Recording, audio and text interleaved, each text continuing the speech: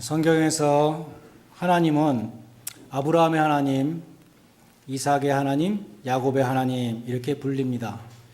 그 중에 이삭은 아버지 아브라함과 아들 야곱 사이에 샌드위치 같은 인물이다, 그렇게 말할 수 있습니다.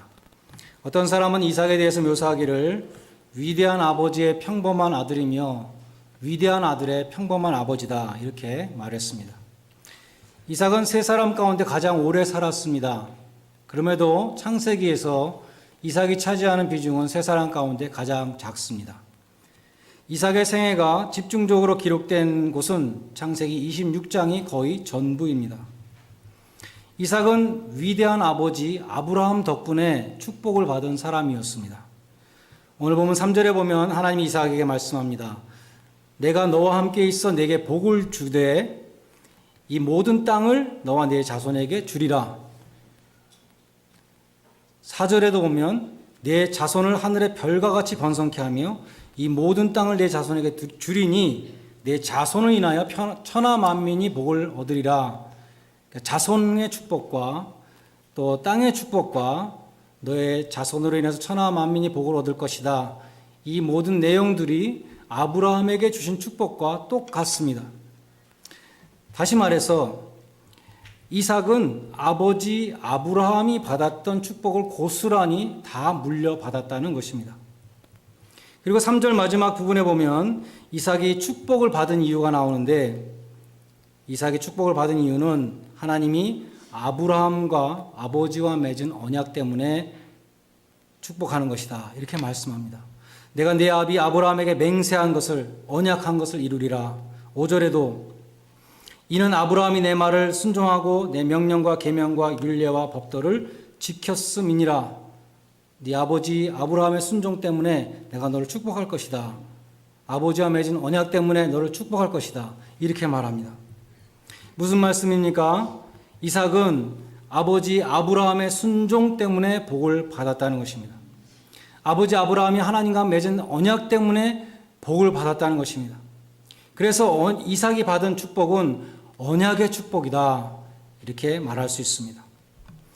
이삭과 야곱은 이 언약의 계승자로서 하나님의 축복을 받은 사람들이었습니다. 그런데 갈라디아서 3장 29절에 보면 이런 말씀이 있습니다. 너희가 그리스도께 속한 자면 아브라함의 자손이요 약속대로 유업을 얻을 자이니라, 이런 말씀이 있습니다. 너희가 그리스도께 속한 자면, 예수를 믿는 사람이면 그런 뜻이죠. 아브라함의 유업을 이을 자니라. 이삭과 야곱으로 내려왔던 그 언약의 계승자가 된다는 것입니다. 우리에게 적용하면 예수님이 십자가에서 세우신 새 언약의 백성이 된다면 우리는 언약의 축복을 받게 된다는 것입니다.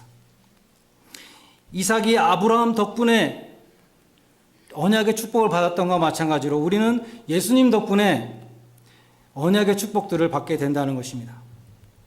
아브라함의 유업을 우리에게 적용하면 천국의 유업입니다. 로마서 8장 17절에 보면 우리가 그리스도와 함께 천국을 유업으로 받을 자들이니라. 예수님하고 똑같이 천국을 상속받을 상속자들이라고 말씀합니다. 하나님이 예수를 믿는 자들에게 주시는 이 언약의 축복은 천국을 유업으로 받는 것이죠.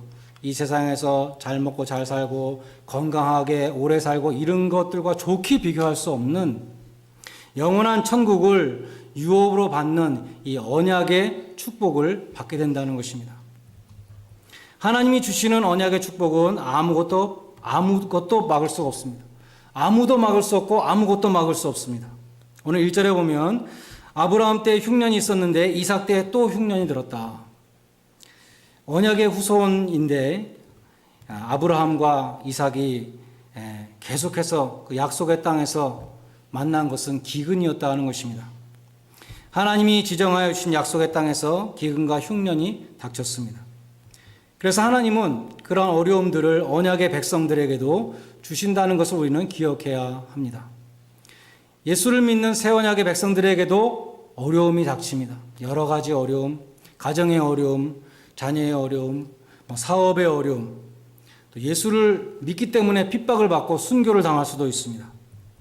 그러나 이 모든 역경이 하나님의 축복을, 이 언약의 축복을 막을 수가 없다는 것입니다.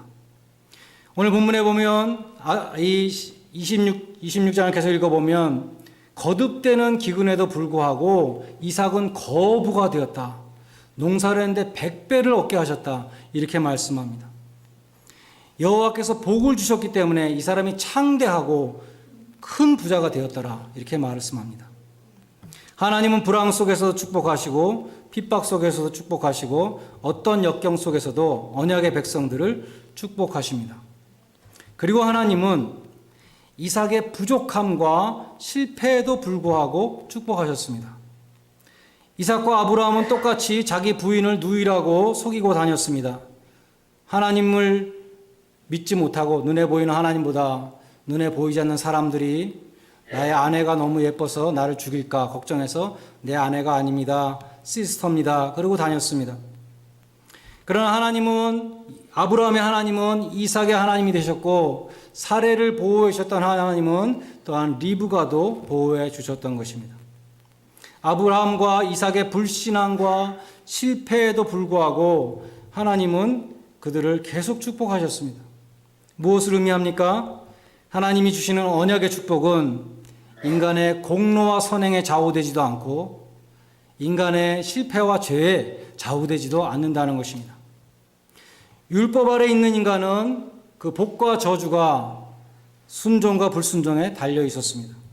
그러나 율법을 지킬 수 없는 인간들에게 허락하여 주신 이 새 언약의 축복은 하나님의 은혜로부터 나오는 것이기 때문에 하나님의 자비하심으로부터 나오는 것이기 때문에 인간의 행위와 관련이 없다는 것입니다. 인간이 잘한다고 더 많이 받는 것도 아니고 인간이 못한다고 못 받는 것도 아니라는 것입니다. 나는 너희 하나님이 되고 너희는 내 백성이 될 것이다. 이 언약의 관계는 신실하신 하나님께서 그 인자와 긍휼을 거두시지 않기 때문에 인간과 상관없이 계속된다는 것입니다. 그러므로 아브라함과 이삭과 야곱의 그 모든 실수와 부족함과 죄에도 불구하고 부끄러운 많은 모습들에도 불구하고 하나님은 언약의 축복을 거두지 않으셨습니다. 또한 하나님의 이 언약의 축복은 아무도 막을 수 없습니다. 블레셋 사람들이 이삭이 판 우물을 쫓아다니면서 뺏었습니다. 당시에 우물을 파는 것이 얼마나 어려웠을까 생각을 해봅니다. 오늘날처럼 불도저가 있었던 것도 아니고 삽과 곡괭이 같은 것도 아마 없었을 것 같아요.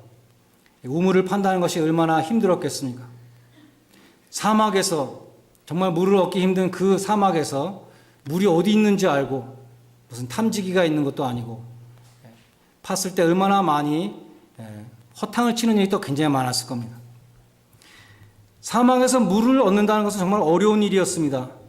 이 사막에서 물은 생명수였습니다. 그래서 정말 내가 힘들여서 우물을 파서 정말 거기서 다행히 물이 나왔다 하면 그것은 재산 목록 1호 가장 소중한 목숨을 걸고 지켜야 되는 그러한 소중한 것이었는데 다른 사람이 와서 이거는 우리 거다 그렇게 억지를 부릴 때 이삭은 깨끗이 포기하고 떠나는 것입니다. 한 번 그런 게 아니라 두 번 그런 것이 아니라 평생 그랬다는 것입니다. 자기가 판 우물이니까 당연히 자기의 권리가 있는데도 불구하고 블레셋 사람들이 와서 시비를 걸면 그들에게 주고 떠납니다. 이삭은 계속 손해를 보는 인물처럼 보입니다. 그런데 이상한 일은 이삭이 새로 우물을 팔 때마다 또 물이 나왔다는 것입니다. 그것이 정말 중요한 표적이었습니다. 내가 너와 함께 있어 너에게 복을 주겠다는 하나님의 그 약속의 말씀을 보여주는 그러한 표적이었습니다. 하나님이 복을 주시면 아무도 막을 수가 없습니다. 사람들이 따라다니면서 막아도 하나님이 또 열어주십니다. 이삭은 손해를 본 것 같은데 더 잘 됐고 패배한 것 같은데 승리했습니다. 하나님이 축복하셨기 때문이었습니다. 이삭의 삶의 조건, 환경은 좋지 못했습니다. 기근이 있었습니다. 따라다니면서 괴롭히는 사람들도 있었습니다. 사람들과 환경을 보면 이삭은 불평이 생겼을 것입니다. 그러나 함께 하시며 복 주시는 하나님을 바라볼 때는 새로운 희망과 기쁨과 감사와 찬송이 넘쳐났을 것입니다. 불의한 사람들에게 우물을 뺏기는 것은 속상하는 일이었지만 하나님이 더 좋은 곳으로 주시니 감사할 수밖에 없었습니다. 그러므로 무엇이 중요합니까? 환경과 상황이 중요하지 않다는 것입니다. 삶의 조건이 중요하지 않다는 것입니다. 난처한 궁지에 빠져도 괜찮다는 것입니다. 다른 사람에게 손해봐도 괜찮다는 것입니다. 중요한 것은 하나님과 내가 어떠한 관계 속에 있는가, 하나님과 올바른 관계, 언약의 관계, 하나님이 내 하나님이 되시고 내가 하나님의 백성이 되는 이 언약의 관계 속에 있으면 우리가 언약의 축복을 받는다는 것입니다. 하나님이 함께 하시며 복 주시는 것이 가장 중요한 것입니다. 하나님이 축복하시는 사람은 망하지 않습니다. 하나님은 불이익을 더 큰 축복으로 바꾸어 주십니다. 복 있는 사람은 어떤 사람인가? 시냇가에 심은 나무가 시절을 쫓아 과실을 맺으며 그 잎사귀가 마르지 아니함과 같다. 시편 1편 3절은 말씀합니다. 신명기 28장에 보면 아무도 막을 수 없는 하나님의 넘치는 축복을 말씀합니다. 성읍에서도 복을 받고 들에서도 복을 받고 내 몸의 자식들이 복을 받고 육축의 소생들이 복을 받고 떡광주리와 그릇들이 복을 받고 들어와도 복을 받고 나가도 복을 받고 하나님의 복은 아무도 막을 수가 없다라고 말씀합니다. 이삭은 피해 다니고 도망 다니고 손해를 봤습니다. 자기가 반 우물 당연한 권리도 빼앗겼습니다. 그런데 마침내 괴롭히고 쫓아다니던 그 블레셋 사람들이 나중에 보면 이삭에게 와서 정말 하나님이 너와 함께 하시는 것을 우리가 봤다. 우리가 화친하자라고 말하는 것입니다. 승리는 하나님이 주시는 것입니다. 이 마지막 승리. 이삭은 마지막 승리를 하나님의 놀라운 솜씨를 목도했습니다. 고린도후서 4장 8절로 9절에 보면 우리가 사방으로 우겨쌈을 당하여도 낙심치 아니하며 답답한 일을 당하여도 낙심치 아니하고 핍박을 당하여도 버림받지 아니하고 거꾸로 트림을 당하여도 망하지 않는다. 그렇게 말씀합니다. 사도 바울이 매 맞고 돌에 맞고 옥에 갇히고 피신을 다녔지만 예수의 생명이 그를 통해서 사도 바울을 통해서 예수의 생명이 드러났습니다. 예수님도 매 맞고 희롱당하고 십자가에 피 흘리며 못 박혀 죽으셨지만 그 십자가에서 마귀 사탄의 죽음의 권세를 물리치시고 승리하셨다고 골로새서 2장 15절은 말씀합니다. 그래서 겉으로는 진 것 같은데 나중에 뚜껑을 열어보면 승리하는 사람, 이것이 바로 언약의 축복을 갖고 있는 크리스찬들이라는 것입니다. 예수님을 믿는 새 언약의 백성들에게는 아무도 빼앗을 수 없는 이 하나님의 축복이 있습니다.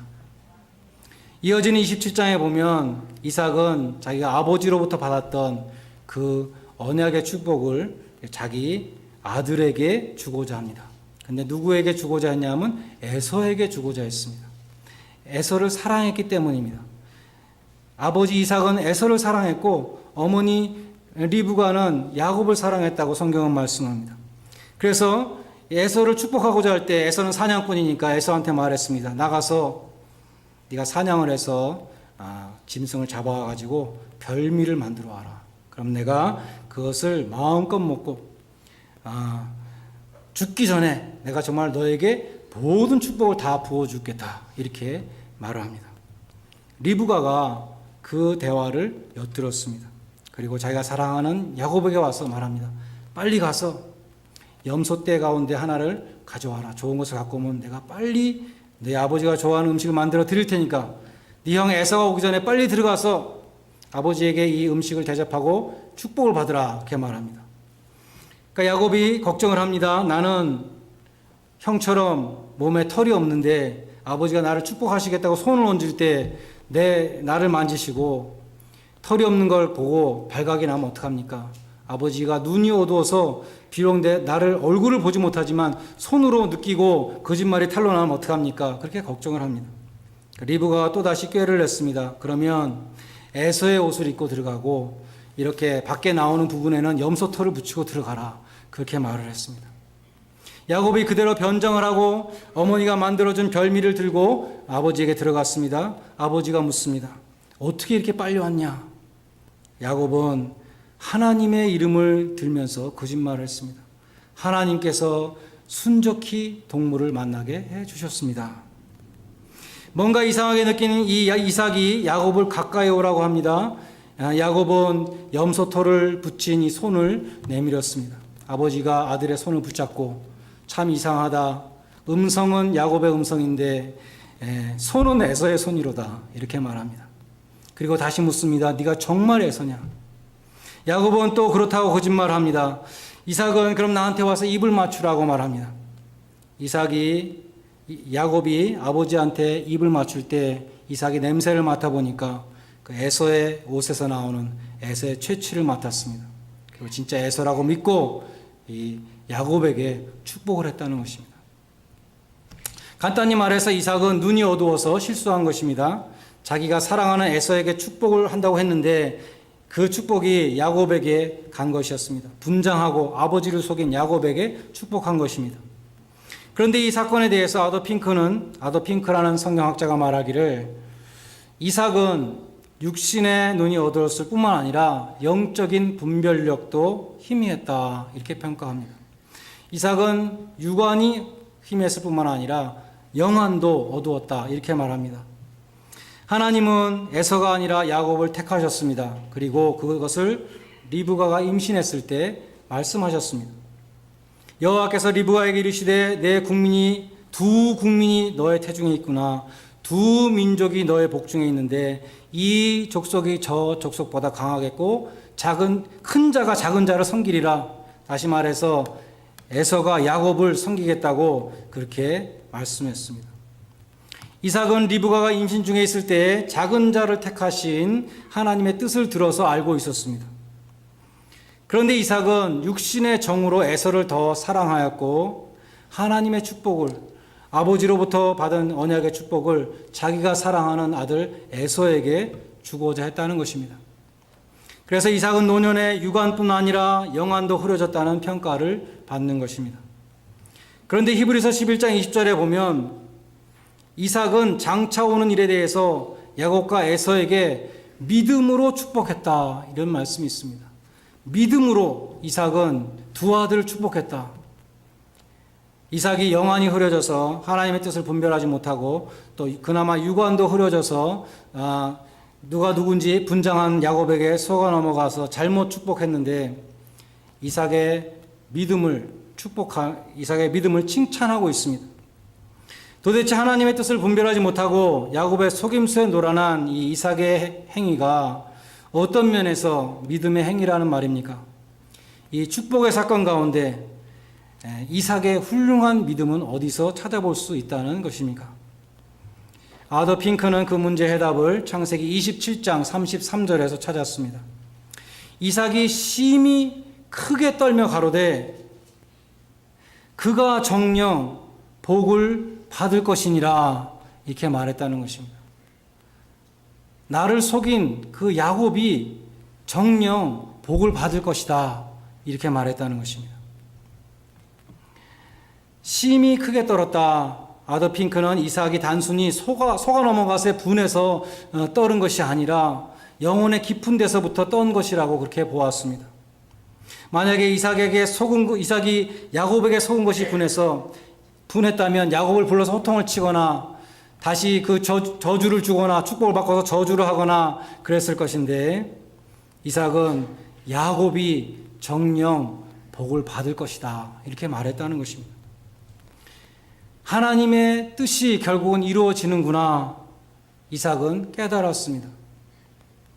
자기의 인간적인 뜻이 이루어지지 않았구나. 결국 태어나기 전부터 하나님이 택하셨던 그 야곱이 결국 복을 받는구나 라고 깨달았다는 것입니다. 이삭은 하나님의 뜻을 깨닫고 그 뜻을 바꿀 수 없다는 것을 깨닫고 정녕 야곱이 복을 받을 것이다 이렇게 선언했다는 것입니다. 이삭은 비록 영안이 어두워서 하나님의 뜻을 제대로 분별하지 못했습니다. 그러나 하나님의 뜻을 분별하고 하나님의 뜻이 이루어진 것을 보았을 때 깨끗하게 순복했다는 것입니다. Thy will be done. 하나님의 뜻이 이루어지는군요. 정말로 하나님의 뜻이 이루어집니다. 라고 그렇게 선언했다는 것입니다. 나의 뜻이 이루어지는 것이 아니라 오직 하나님의 계획대로 이루어진다는 것을 인정하고 순복했습니다. 육신의 뜻을 꺾고 하나님의 뜻을 높이는 믿음. 그 믿음을 히브리서 11장 20절은 높이 평가했다는 것입니다. 하나님의 축복은 인간이 바꿀 수가 없고 하나님의 심판도 인간이 바꿀 수가 없고 모든 것이 하나님의 뜻대로 이루어지는 것입니다.